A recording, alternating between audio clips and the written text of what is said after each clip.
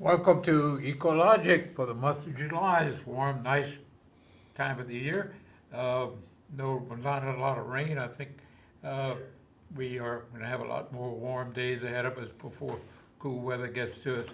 My guest is Jimmy Gravois, who's been in the boat business all his life and was the founder of Metal Shark, part of Gravois Boats. And uh, before we go into a little history of Metal Shark and Gravois Boats, I want to talk briefly about one of the flood control items that we've been pushing for. The flood waters coming down from Alexandria towards Lafayette is diverted into the Chafly Basin in the Henderson Swamp. The problem with the Henderson Swamp, it has pipeline canals across it that are very high dams that minimize the amount of water that we can put into it. It quickly fills, and then it doesn't get to the Chafly River where it belongs. Well, to correct that, for the last 3 years, we've been working with CRIPA, which is Louisiana's Coastal Restoration Program, and St. Martin Parish officials to get these pipelines levees degraded, and that's being done now. That should be finished in a couple of weeks. So hopefully when the next flood comes, we can put a lot more water and keep it out of flooding the homes along the Vermilion Bayou in 3 or 4 parishes. So that's a real victory for those who have worked hard on it. So, but anyway, Jimmy has been around the boat business, and I guess he and his dad were working on boats when we didn't have aluminum boats. We had mostly wood boats, and one of his, I guess, relatives is Alfred Fortier, who built the test craft in New Iberia and built boats for many, many years. They're the Evinrude dealer, and they're still the Evinrude dealer. So share with us, Jimmy, that history of how y'all got started with boats. It was passed down many generations in the family on the Gravois side, and then my grandmother was a Fortier, and she was her brother was Alfred Fortier the third, and today Alfred Fortier the fourth and the fifth are the present owners and operators of Fortier Boat Works. They're the Alfred the third, who was my dad's uncle. They started building wood boats back in the 40s, and they continued to redefine their boats over the years. At first they were plank hulls, and they converted to plywood in the 50s. And they built the testcraft model boats, is what they called them, until the 1969, when the good wood ran out. And that's about the time aluminum started coming in. Yes, Yeah. yes. The first welded aluminum boats were built around 65. I have the first welded aluminum outboard. It was built by Roy Bro, and Tom Elbison here in Lafayette wouldn't build it for me because he thought it would be too heavy. And so weight was an issue, always a weight issue with a boat. And so anyway, we were kind of looking, we had a 19-foot plywood boat, and we stretched the boat, made it 21, almost 22.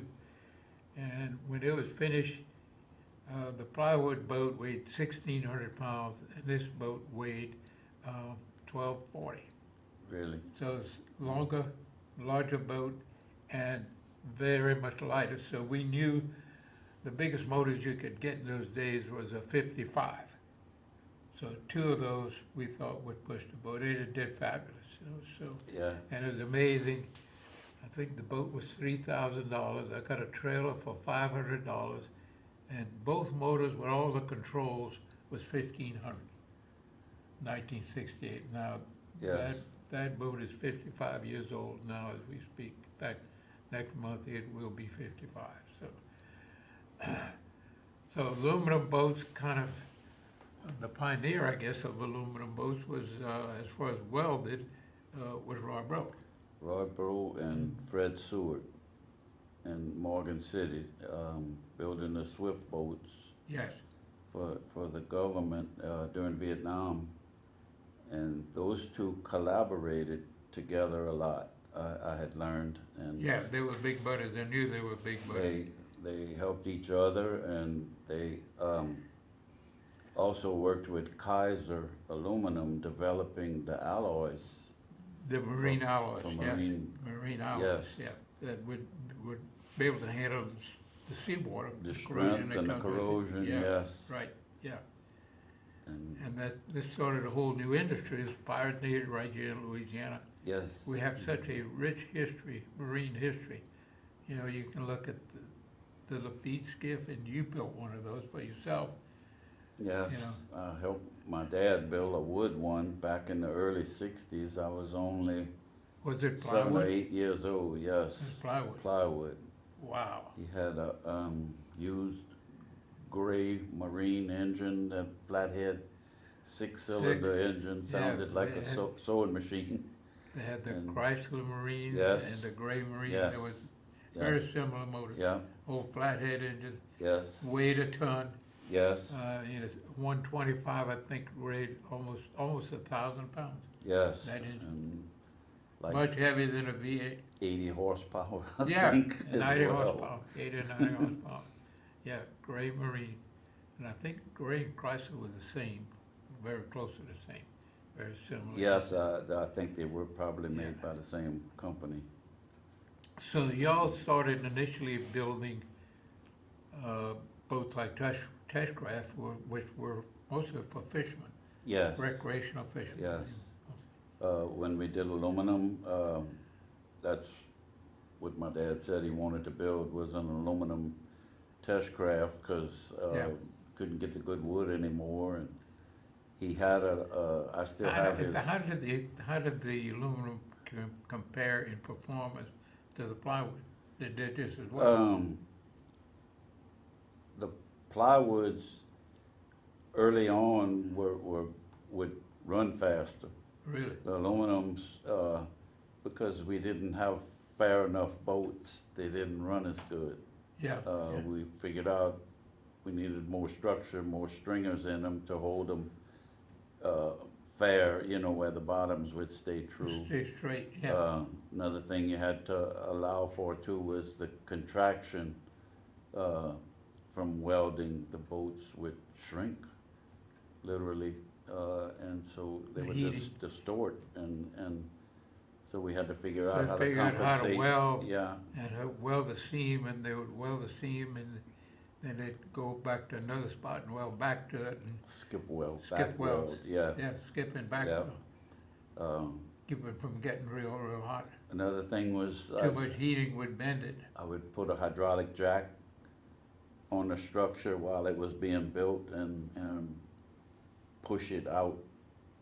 And then when you would plate it and weld it and then relieve the pressure, it would come down, and I would try to make it straight, but you had to push it over. When you bent a sheet in a pointed boat, then you had warping that took place. And there was a way they could cut it at a 45-degree angle, Um, and we, then weld it back. we Would would, take that tension out, would but- take that rumple out of it. we didn't do that. We would design them to be plated without having to slit them. If we did the inverted V or inverted sides, then we had to You had to- relieve them. You had to relieve that pressure, Yes, or you'd have a rumple you'd have side. seams, but, Yeah. we would fair the framing to where, when you would relieve it, it would come in against the framing, and, it would Wow. come out nice. Wow. But there were a lot of work, a lot more work. So, you could think of the history. You mentioned that there's a marine museum in Lockport that is closed. That's what I was told just yesterday. What a shame. An awesome museum, it's in an old Ford dealership. Looked like it had been there a long time, the dealership, but they had a lot of stuff in it that was dugout canoes, pirogues, built over the years, skiffs, the putt-putt boats, they had quite a Yeah. few of You those see the in there. putt-putt, the engines were all built here. The The putt-putt Nadlers, engines, the Lockwood Ash was built in Plaquemine. that's Nadler Foundry, yes. Really? Really? I do have And some, the fishermen in the basin used those for years, I guess until outboards got Yes. reliable enough. back in this, even Back all the in- way up to the sixties. Yeah. Um, But the outboards, I guess, when Edward Johnson Mercury came out with those like 25 horsepower, or 30 horsepower, Yes, they were powerful enough and they were reliable enough, you know, that they could switch. And it's an amazing history of how all the innovation done by Louisiana boat builders. yes, The first welded aluminum boats, and then a guy named Dugas was building in mine, and I think we can make a crawfish skiff out of it. So he went back to yes, go to home and start building crawfish skiffs. yes, And they'd last forever. I mean, you Yes. couldn't, you know, as tough as the crawfish were on them, they'd run over logs, they'd beat the dickens out of Yes. them, and you couldn't break them, you know. yes, And, and no maintenance. no maintenance, No and they- maintenance, very little maintenance. Crawfishers get a boat that was built out of aluminum, and he'd have it for a lifetime. Yes, Yeah. That's amazing, that how aluminum revolutionized the boat industry. And I then, remember visiting him in the early seventies, yeah, and and he was building them right and left. his neighbor worked with my dad in the oil field, and he wanted us to go look at it, and it was unique. He was building bateaus as well, Yeah, and yeah, he was nice, the Mr. crawfish Lewis. fishing wanted a pointed boat because they had to get between the trees. Yes, And the bateaus, that was the catfishermen on the river. yes, They didn't need to get between the trees, but they No. wanted a boat that carried a lot of load, and a flatboat did better than. yes. Yep, the hoop nets were Yeah, yeah, coming over the side, so they wanted it low in that area, but Yeah. high in the front for the waves on the river. yeah, yeah. They called, like the guys on our end down there, refer to them as a Miet Point boat. Oh, yeah, yeah, And across the Chafalaya, they called the Bell River boat. They had high bows as well, and they still build them like that. Yeah. Those skiffs. yeah, that's just an amazing, that history in Louisiana. You could look at the landing craft built by Higgins. Yes, That's all built by Louisiana people, designed by Yes. Louisiana people. You know, the wood, the framing was all longleaf pine coming out of, you know, Rapides Parish. yes, And there was one company that provided all of that longleaf pine, which was a fabulous wood to build that boat out of, you know. I think they rebuilt one, there's one of them in the yes. museum. Yep, That helped us win World War II. I think it's It's an amazing thing. PT number 305, I think is the number Right, on it, yeah. something like that. They found it, and it was like almost 10 to 12 years to rebuild it. It was Really? all volunteers, So they found one and then restored it. yes, I wonder where they found one. in the Mediterranean somewhere. Really? Yes. Wow. I happened to stumble on it one day visiting the World War II museum with my wife, and it was in a building right across the street from the museum, and they had it walled off where you couldn't see in it, and I happened to see inside of a gap, and it almost floored me to back up and see what it actually was. They were planking the hull in that building. They had the motors, the big Packard gas engines Yeah. on the floor. And, Really? And I found out later, a friend I grew up with, he worked for a company making instruments, and they made new instruments for this boat that were off of the prints for the original instruments. Wow. And it, They were twin engine? I think triple Packards. Really? They were like 1,100 horse, I Wow. think, a piece. I think they were 12-cylinder. Were these for the PT boats? Yes, they were originally designed for Okay. planes back in the 30s, Wow. and Yes, they yes. marinized They were them. packaged, Yes, and I think they were V12s or V16s, and they had three of them. yes, And that boat went about 55 miles an hour. yes, it was, And they were plywood. yes, And I have a boat, Tom Ellison was the naval officer in charge of building them yes. on Chesapeake Bay somewhere. I don't know if it was Virginia, Norfolk. But anyway, Elko. he ended up with, Elko. when he built the Lucky, the boat that I have in 1947, the cabin is made with 13-ply Philippine mahogany. That was the whole material for the PT boat. And they made the cabin out of that boat that I had, the Lucky. And so Mr. Elvison, interesting that he had a degree in civil engineering and a degree, no, electrical engineering. And I guess he had another degree in architecture, something like that. So he was well trained, and he and his friend Wirt Culpeper, they were both growing up in Crowley, and they were in college before the war. 1940, something like that, they built a 16-foot pirogue, and they paddled it to Grand Isle and spent the summer fishing and selling trout to pay for their school. Paddled all the way Really? from Crowley to Grand Isle. I had read that years ago. Yeah. I don't remember where, but And, you it know, must have been a newspaper story on and him. he built some fabulous boats, you know, and, He did. yeah. Well Very designed, fine. yeah, and, of course, he switched to aluminum, and he was a big advocate. It was interesting how he built them. He formed the boat from the deck. They laid the deck out, Mm-hmm. and then the ribs and everything came up from the deck, and then once the ribs got in place, they'd lay the keel and start putting it together.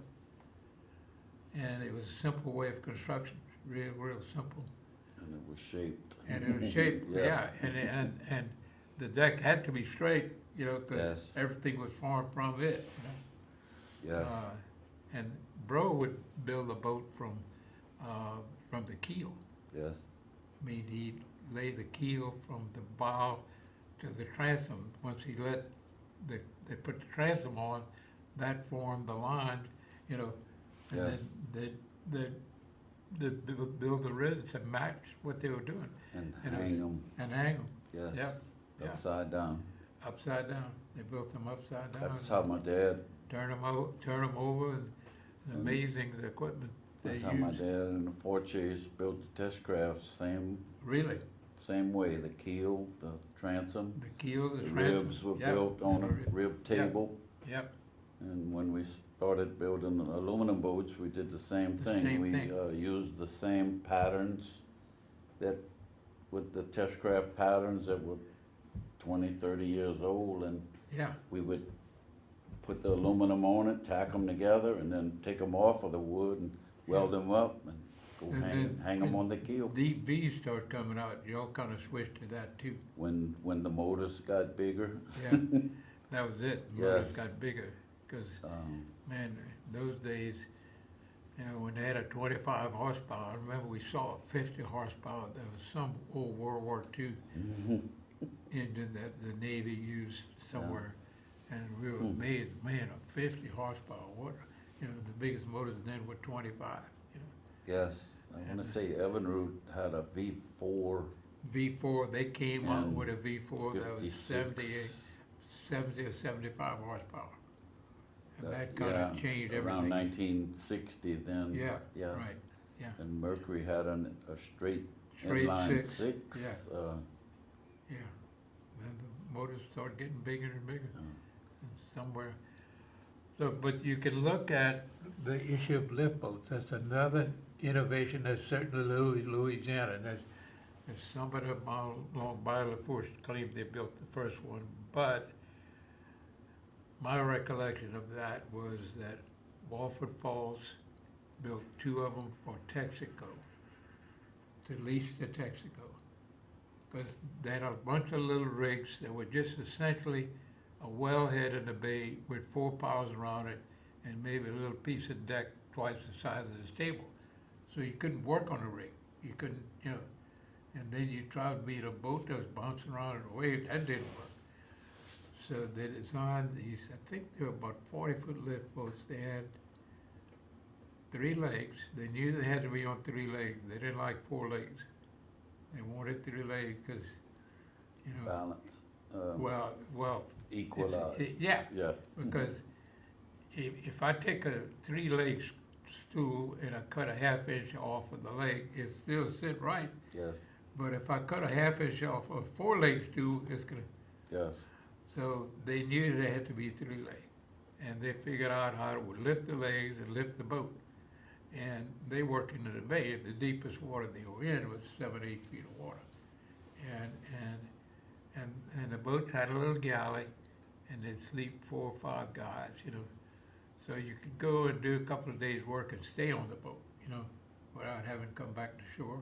And you weren't rocking around in the waves, you were on a solid platform. Yes. And they had put a little crane on it so they could do a lot more work with a lift, Those evolved at the Port of Iberia. Oh, yeah. Marine Industrial Fab, or Mr. R.L. Burton, was building state-of-the-art. So at some point, y'all got into Metal Shark, and that brought you into contracts with the Navy, the Coast Guard, and a lot of other Yes. foreign countries. Kind of share, not right now, you have 3 yards. You have the yard in Jeanerette, the yard in Franklin, and then the yard in Alabama. Yes.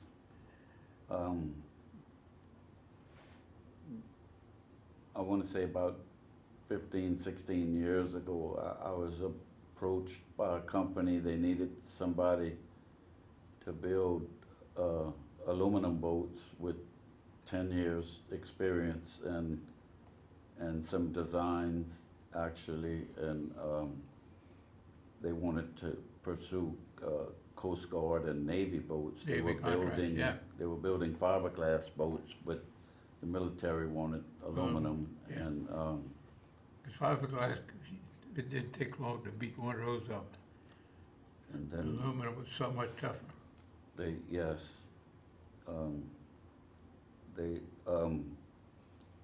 the Coast Guard was the first contract we went after, was a small 26-foot buoy tender, and my partner that I had was a young guy, Chris Allard, who was just out of Naval Architect School, and he had interned with some of the companies that did work.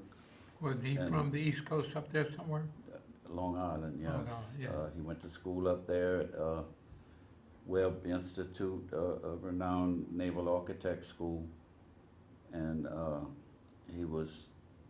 he's still involved with the company. He's the CEO now, and my sons work with him, and we were building like 200 boats a year, and had 600 to 700 employees, 3 locations, Yeah. and we were doing mostly military. They still do mostly military, Navy, Navy, Coast Guard, even the but not only the Marines. US, but for other countries. Yes, You're I sharing want with to say the they, Morocco boats. yes. Share I wanna with the say, public what y'all built for Morocco. some high-speed patrol boats for open water. They're 52-foot diesel-powered step-bottom boats that run, all of them, 15 of them all ran 82 miles an hour each one. And they're big freight trains, literally. But they're actually. They put them on a ship to bring them back? They ship them to Morocco. We were sending like 4 at a time. We wound up building 15 of them total. Wow. And their main purpose is human trafficking. Wow. Patrolling that. Yes, we built boats, I think, for like 140 countries. I know you built for the Philippines, Yes. and y'all built them for Vietnam. I guess Oh, patrol yes, boats for Vietnam. Yes, yes. How'd y'all get along with the Vietnamese? Very good. They're good. We had really good experience with all of them. Wow. We did doing a lot of Central America, different countries, Peru even, and the islands, a lot of the islands like Costa Rica, presently doing some 80-foot Navy boats Wow. for that area at Franklin, the Franklin Yard. And share with us your experience with the New York ferries. We built a series of ferries right when we opened the Franklin Yard. We had pursued,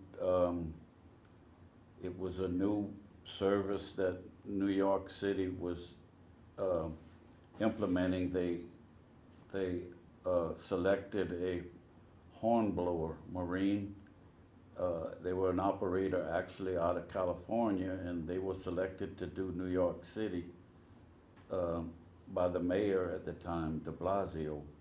And it was controversial, but the hornblower said, "Don't worry about it. We get ready to build them," and we started building them in And they were we really a great success. did. People loved them. 40-something of them, really. Wow.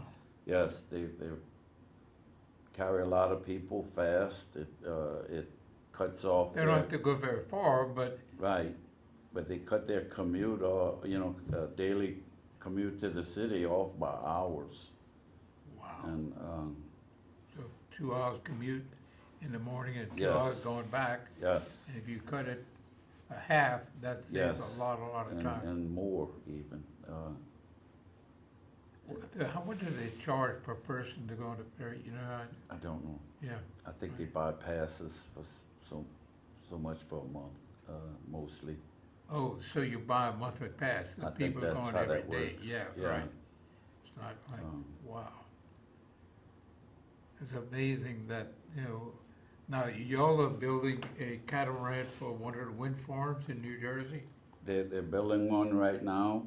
They set to build several, I think, for the same operator, and I don't know which operator it is. Wow. Somebody who I wasn't involved in that, but it was a good job to get, and it's a coming thing. So right now, y'all are building about 200 boats a year, maybe more? Not that many now. Right. At the peak before COVID, and then when COVID hit, it put the brakes on a lot. You couldn't get parts. You Do couldn't. y'all have any trouble you couldn't- with, when you're dealing with the Philippines and other countries, does the present administration get involved in helping you or slowing Actually, you down, or uh, do they support that kind of business around the world? yes, the Vietnam job, I remember, it's been a while. It was, actually, I saw a news bulletin one time, when Obama was president. President Obama, mentioned it. He said he was, I don't know if he was hosting some Vietnamese people, and he mentioned, that we would be supplying them with some boats, helping them get boats, and then that's how it works. Like our government will set up a sale, and then those countries would come in after with their own money and purchase, and but it went better than I thought. All of that, the money would get put in escrow, and it went well. A lot of times they would use our Navy or Coast Guard to inspect the boats. Wow. They would hire sure they're somebody. okay, Yeah, and so it would go good. Chris my partner actually was on top of that all the time, and, These were like 70, 80 footers? the Vietnam boats were 45s. Okay. Um, They were patrol boats? yes, Yeah. high-speed diesel water jet, maybe several hundred-mile range. Wow. Nice boat accommodations overnight in them and all, a big boat for a 45 foot. Yeah. And Caterpillar diesels, So they didn't Hamiltons. install the guns. We make the mounts. They make them up. We made the mounts, and they would supply their own guns. But Thank it's goodness. standard mounts, pretty much on all the boats that have them. Our Coast Guard boats, our Navy boats. We're building a series of boats right now for the Marines. They're autonomous, 40-foot boats with a They're outboards? Or no, they diesel diesel inboards inboards? with a long range. They fast boats, and And they're built for the Marines? they carry armament and Yeah. a lot of electronic jamming stuff as well. Wow. Um, it's a good So job. y'all doing your part to help defend our country? Yes, I know that And y'all bid for these projects, don't I've you? seen, yes, Yeah. we have some awesome people that pursue these Contracts? contracts that are mostly ex-military people, and I would hardly see them. They They would, know how the game is played? they would send me emails and stuff from all over the world. I didn't, I Yeah. hard to know where they were at all times, and they, Now, some of these boats are their designs, and some of them you have designed for them? most of them we design in-house. Really? Most of them. Just about everything. They just give you the length and what they hope in The- performance and range? Yeah, the requirements, Yeah. and like that. Sometimes the range, sometimes the performance, or sometimes it was set that it had to meet those requirements and not, Like the Morocco boats had to go 80 miles an hour? they did, Wow. they did. And they designed them, So your years architects, ago, they're very much dealing with this weight to horsepower issue yes, and, and, everything. and, The and these resistance. step hulls, that increases speed quite a bit? Yes, the faster you go, the more they help, the more Yeah, friction they cut yeah. on the bottom. And they also help with the ride, surprisingly. I was Really? surprised by that. They really, The ride in rough water, it helps, yes, especially in high speed? yes. Wow. uh, That's just amazing, and aluminum lends itself to those configurations. Versatile. Yeah, You versatile, you yeah. you can make the boat, you can make the furniture, Yeah, the right. fuel yeah. tank, you can Yeah. make the trailers, you can make Yeah. anything out of aluminum, really, literally. And not have to worry about it all rusting Yes, apart. yes, the boats. And a lot of these, like the Philippines, they wanted these patrol boats on a trailer. There a bunch of them on trailers? Not these. Yeah, okay, no, not those. The next series, smaller, excuse me, 25, 28 footers? 40 footers, Yeah, 35, 40 footers, down to 20 foot are generally trailer boats. yeah,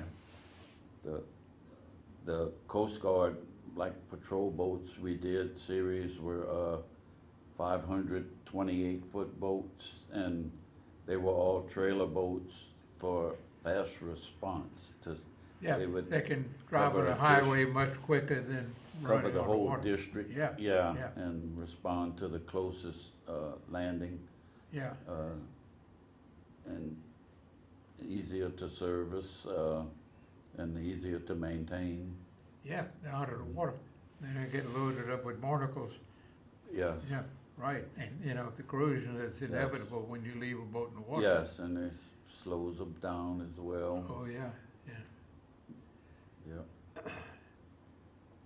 So, you know, when we look at the marine history of Louisiana, what a story, you know.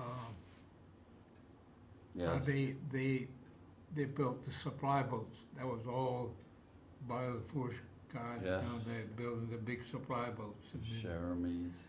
you Yeah. know, the Popiches, they built a bunch of crew boats. I mean, Yes. the Thunderbolts, they call them the Thunder Bay, Thunder this and everything Yes. else. And the truck, Boat truck. boat truck, Yeah.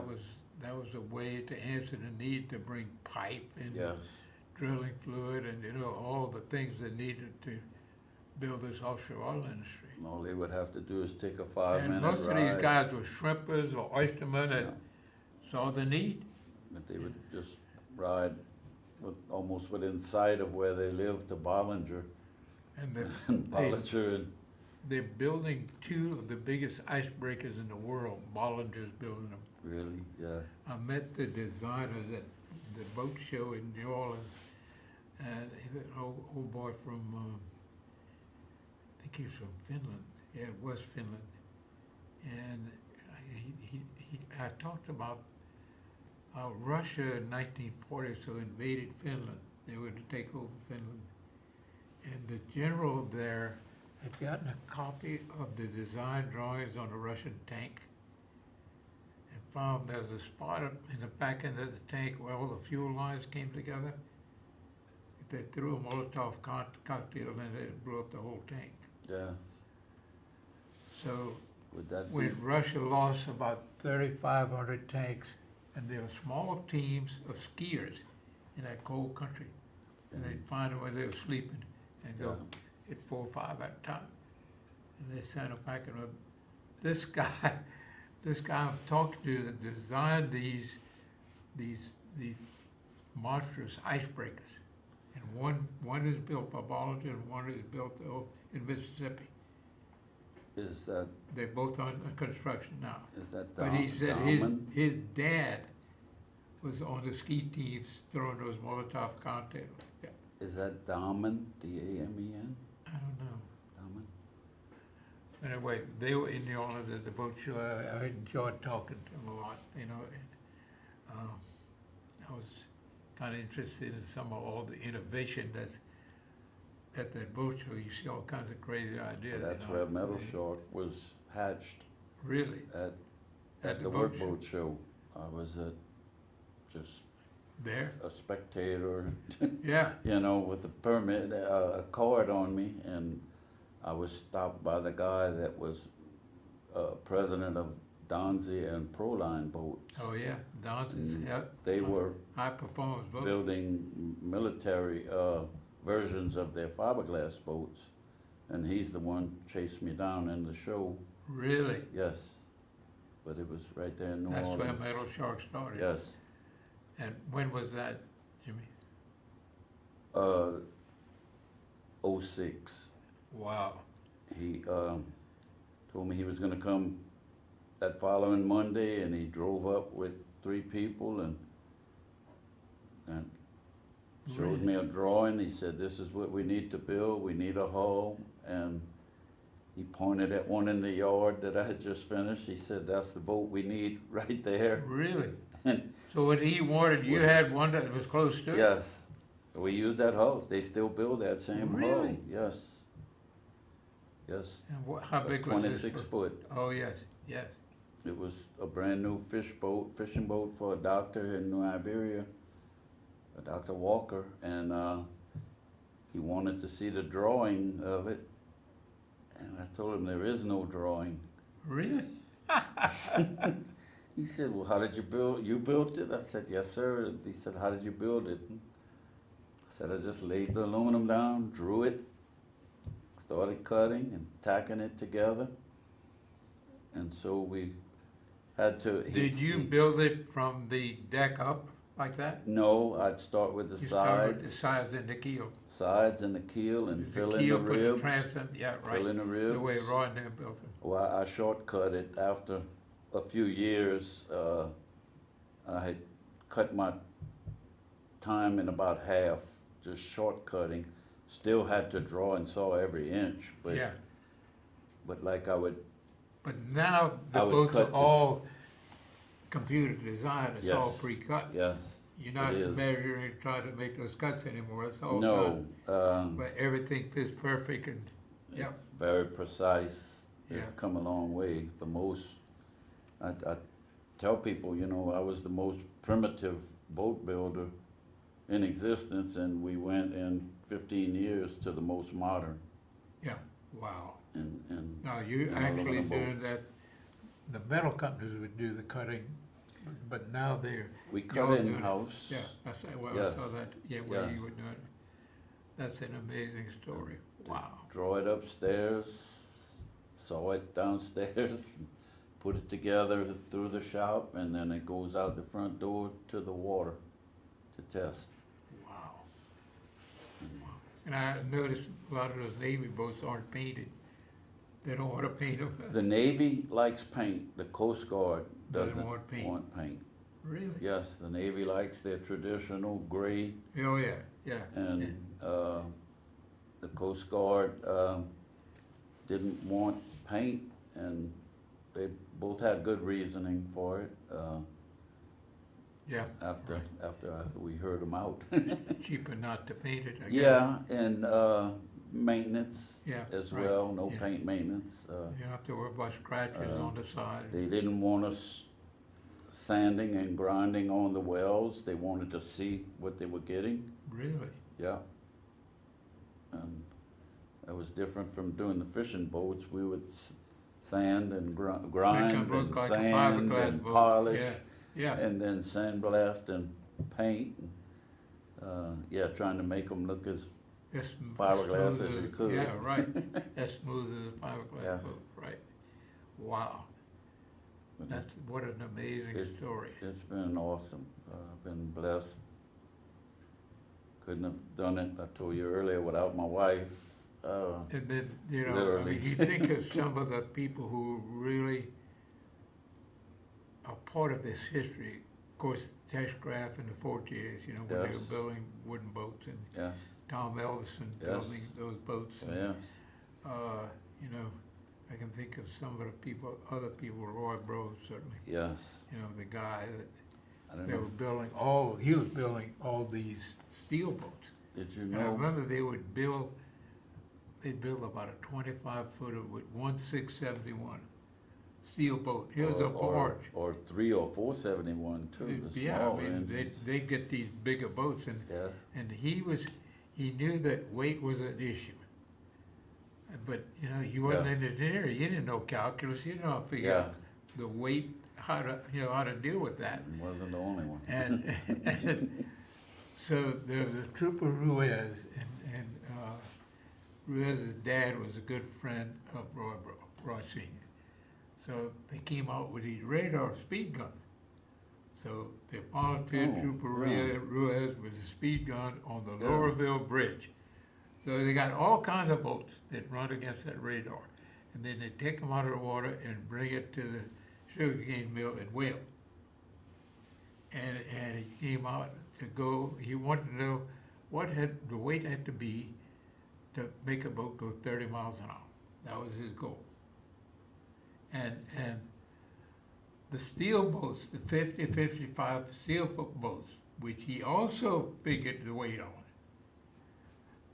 they were about 80, 90 pounds per horsepower. And they'd put bigger engines which needed more fuel, bigger prop, bigger transmission. They were still 80, 90 per horsepower. And they Yeah. couldn't get the boat to go more than 12, 14 miles an hour. They wouldn't Yeah. plane hardly, you know. And so he figured, based on the radar gun and weighing at the sugar mill, that to go 30 miles an hour, he had to be 30 pounds per horsepower less. And his first aluminum crew boat was sitting there being built. And they figured that 55-foot boat, they called the Big Cajun, it weighed 26 pounds per horsepower. So he guaranteed it would go over 30 miles an hour. And before the big Cajun hit the water, he had orders for 8 more. Uh, And the aluminum people's, you know, nobody knows how to weld. All those cane farmers you have working for you, a lot of guys were working in the cane fields and they'd work in bros, too. And they'd go on absentee during the cane grinding, whatever. And said, what, be able to teach those local farmers how to weld aluminum. Said, the hell we won't. I Yeah. can guarantee you we'll teach them. yeah, And they learned, they learned exactly how to deal with all the issues to build these aluminum boats, which got from 55 to 80, 90 footers, and yeah, the last thing they were building were 200 footers. yes, Phenomenal boats, And of course, you had Gulf Craft with Scotty Tibbs, and you got Stewart, and you folks, and then Tom Elverson with Lifeco boats started building a lot of aluminum boats, and he was building crew boats. and He built a Neville, lot of small Nevilles.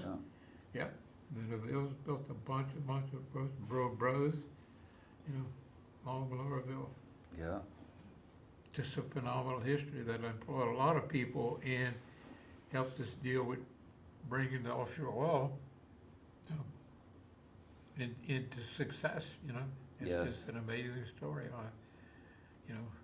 With that whole industry was, all the problems were solved and the inventiveness and all that was, done here in Louisiana. yes, out of, Deal with, out of necessity. the big supply boats. The first drilling rigs were all built here. Yes, The lift boats were all built here, and there's argument about who built the first lift boats. There's a fellow Dean, I believe, in Lockport, Lindeen Lynn Dean. is, I think he claims he built the Questionable. first ones, yeah, but I would bet Roy Bro built them 2 or 3 years before.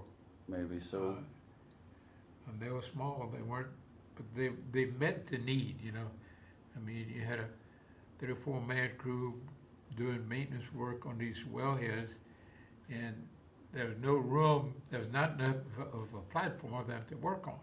And they had no lifts, no cranes, but this thing really, and that went worldwide. It's kind of like the seismograph boats, yes, That started here, absolutely started here, Geomarine, Geomarine, yeah.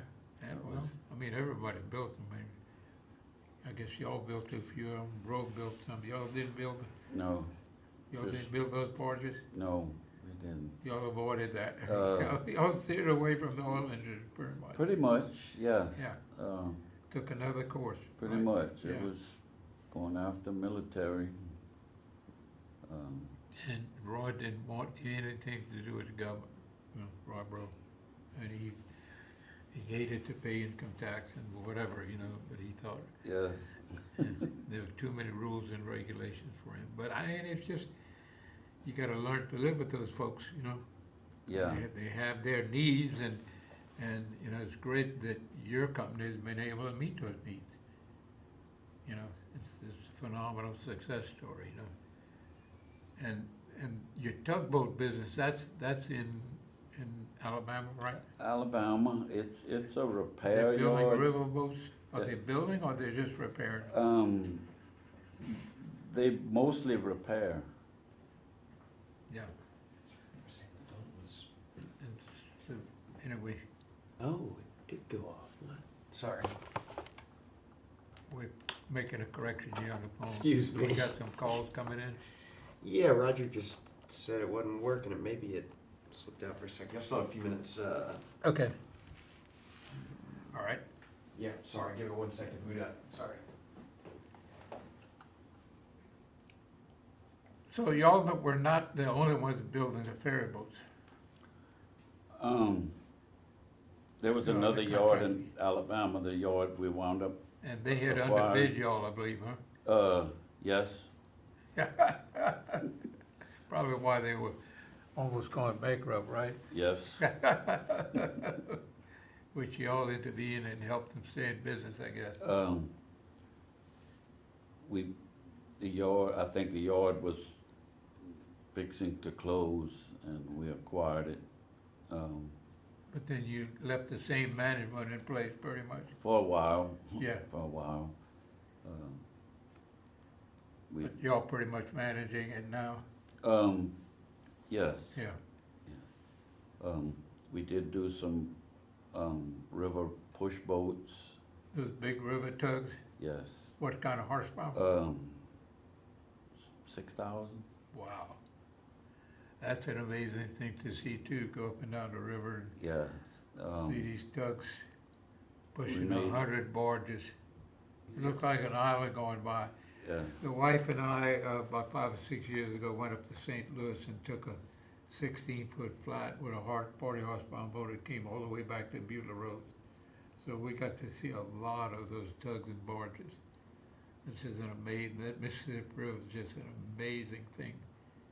You know, how big it is and how much it is in commerce, you know, I mean, Yes. all the wheat and corn and grain and chemicals and oil barges, Oil. you name it, Oil, all going up and down that road. coal, Coal, absolutely. limestone. Limestone, barges and barges of limestone that are coming down here to Rock Out Coast, you know, a lot of it. It's Need just- more.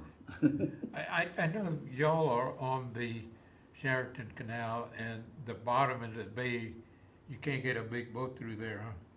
No. Would help you a lot if you could, wouldn't it? They, Sometime we you wanna send go into the them Gulf, out the down the intercoastal. river. Yes. You go down the intercoastal, Yes. yeah, yeah, To the Chafalaya and out. yeah. It's silted up pretty much at the bay like the Wax Lake is, Oh, I know. and Yeah. very shallow. Even my, When you get around Horseshoe Bend, it's getting real shallow. my small shrimp boat going out the jaws, You can get through. barely. Yeah, I think there's a little channel way on the left side. It's marked, Is it? but where the delta Is it ends, the crabbers that are marking it? where the delta ends, Yeah. it's marked by, Yeah. I Really? guess, the Coast Guard. Really? Yeah, they'll go mark it Yep. after storms. I think this phone is working. But The internet went down. I mean, we're still live, but is it yeah, there? Well, sorry, I talk as you go up the air to some call. no, it's not coming through.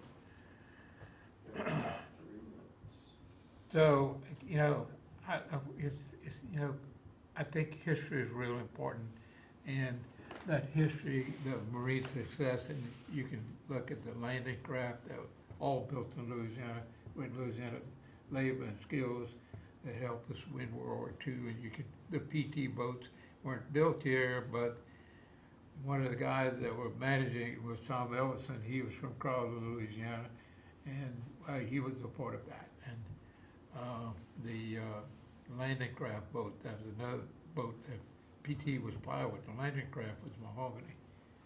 And they were fast boats too. They had those big packet engines. I think they had 2 of those 1,200 horsepower packet engines. And one of the callers wanted to know, Jimmy, how your wife helped. Oh, they might be getting through finally. That might be her. You on the air? Can we help you? You on the air? Can you help? Oh, did they? Oh, there they go. Oh, look, you went to headphone. There we go. You on the air? Can we help you? Yeah, I wanted to ask Mr. Gravois, how did your wife help contribute to your success? Thank you. Well, mainly she put up with him. I didn't drink, I didn't smoke, but no, she pretty much did whatever needed to be done. Keeping books and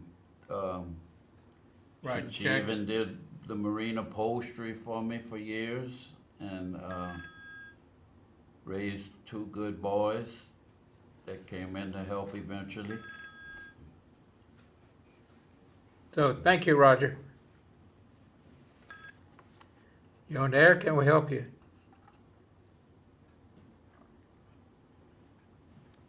I think you might have gone to headphone again. Oh yeah, look, this one down here. Okay. You on the air? Can we help you? Hello. I was Yes. trying to get in touch with Mr. Harrell. You got him. About 1 minute left. Got about 1 minute left. Let's go. Hey, Harold, this is Andy Clark. How you doing, Andy? Good to hear from you. Hey, I wanted to add to your conversation about the history of boat development. When my dad was in the boat business in the late 50s, he invited the crew out of Arkansas to come look at the South Louisiana boats and how they designed them. Durcraft, basically, I guess. Oh, yes, yes. Yeah, and they came back with the flat bottom Joe boat. Yeah, they were selling a bunch of boats here, little work boats that the oil industry was using. Well, I'm talking about having fun, Joe boats, 14-foot, Yeah, yeah. put a 6 horsepower engine on the back of them. That's what the Durcraft people wanted to know how to build them. I'll be darned. So they came down here to learn. Yeah, and Well, my that's- dad took them for a tour. That's great. Well, some of the greatest boat builders in the world were right here and beating Yeah. the needs of Monarch too. Monarch, yeah, Monarch, yeah. Yeah, I don't know if I got it right. Maybe it was Durcraft, Monarch. They I all know- came down here to figure out what they needed to be in the South Louisiana market. Yeah, and they had to And my build. dad brought them down here to show them what flat bottom boats should look like. Yeah, and they had to be strong enough to handle the waves. We had a little more rougher Right. water to deal with here in the Chafly River and the bays, the coastal bays. And Yeah. they had to be tough enough to take a beating in the waves. So thank you Well, I for sharing that with us very much, sir. I caught your show live finally, and Great. wanted to share that with you. Thank you. Appreciate you doing that. Yes, sir. All right, Mr. Thank you. Harrell. Thank you. So that kind of brings us to the end. So Jimmy, thank you for being here and sharing all that history with you. And Thank We- you for the invite. looking forward to being with you and taking a ride on some of these boats. Maybe when your shrimp boat cranks up when the season starts in a couple of weeks. So Yes, looking forward. that brings us down to the finish line almost. Yep, sorry, okay, there we go. I was just fading you out. Yeah,